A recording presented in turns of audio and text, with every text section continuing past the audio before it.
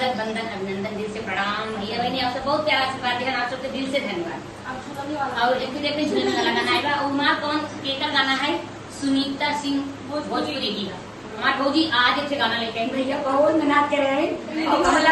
हमें लागत गए जौनपुर हिस्स लेके आई है, 4 व्हीलर्स गए में भाई के लेके आई है। और आप सब बताओ भाई, एक भौजी नई भौजी नहीं नई पुरान है, लेकिन आप सवाल नया देख ले, बहुत दिन बाद आई भौजी। अपने चैनल का नाम नहीं बता, कौन दिन गड़बड़ाई जाती है भौजी। चैनल का नाम क्या है? देहाती लोग भैया चैनल पे आप सबको स्वागत है, वंदन अभिनंदन का। जल्दी जल्दी आवे, और जिसे भौजी है हमारे भौजी घर में जनते हैं, जल्दी से चला भौजी रखे कोनी चटपटा की भौजी वाला है लेकर आई। धना काहे के राते धना काहे के राते रिसियानो गढ़ाई दे भाई दुई झुलानी। धना काहे के राते रिसियालू गढ़ाई दे भाई दुई झुलानी।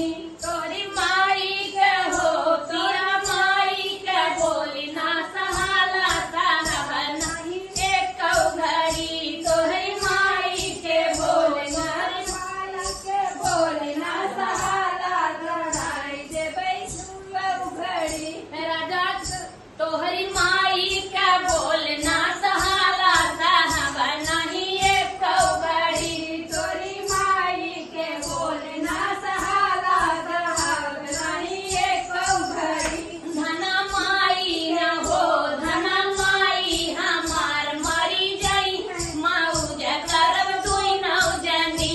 धना माई हमार मरी जाई है मौज करब दू नौजनी। धना माई हमार मरी जाई है मौज करब दुई नौजनी।